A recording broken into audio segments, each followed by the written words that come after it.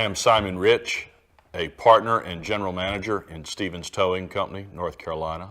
We're a tug and barge operator on the East Coast. My family, I'm the third generation in this area. My grandfather was a farmer in the area, and my father started as a farmer and moved on.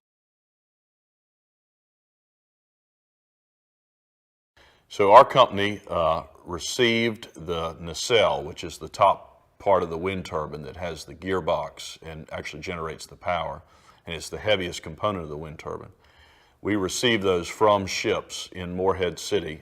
We then moved them from Morehead City to Edenton, primarily because Edenton has a large enough dock to accommodate the weight and size of these wind turbines. So that was as close as we could get to the Amazon project with our vessels and the size of these turbines. Our company operates a floating crane that then picked up the turbines from the barge and loaded them onto the trucks that would carry them eventually to the site.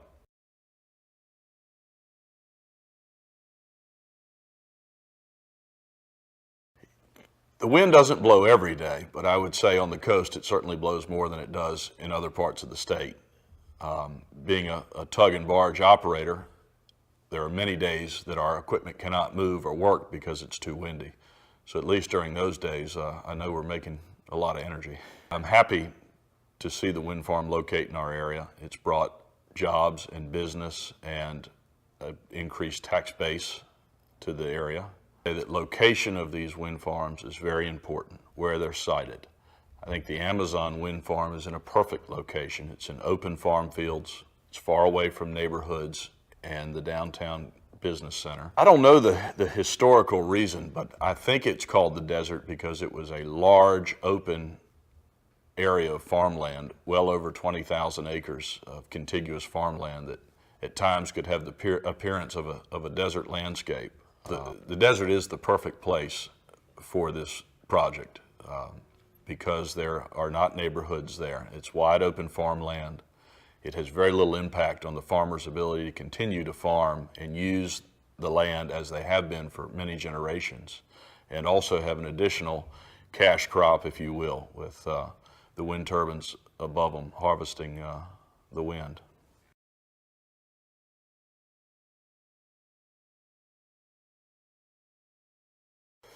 But I think it is neat how you can have old buildings in an old town like this and have modern power generation next door, which is something we all need, energy, and all depend on to run our daily lives. So I think the two mix fairly well.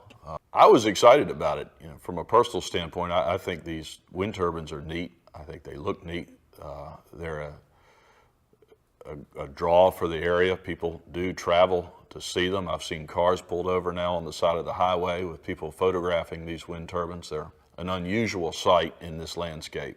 Wind and wind farms are nothing new globally, but locally it was certainly the first of its kind, and it was a large construction project. So I would say at the local level or the state level, it was definitely a historic project.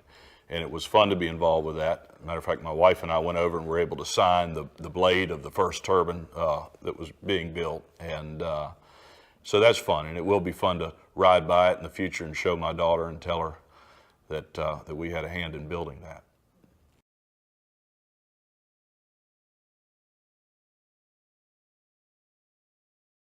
I think the environment's important to all of us that live here in this area, and especially the local environment, the coastal environment. I think we all want clean water for our children, clean air, a deep concern for the environment. And it's where I recreate. It's where my wife and daughter and I go boating on the sound and in the rivers. And I spend most of my free time outside, outdoors in the area. So when I heard the news that it was coming, the wind farm was coming, I was certainly excited. And I would much rather get the news of a wind farm coming than a coal power plant or a nuclear plant being built in our backyard. So it certainly brings a spotlight on this area and highlights not only the historic beauty and the natural landscape beauty, but that also we can be a producer of energy here locally and do it in a clean fashion. It allows a rural agriculture-based economy to also play a part in the next, in future power production. and the next evolution of energy and energy independence.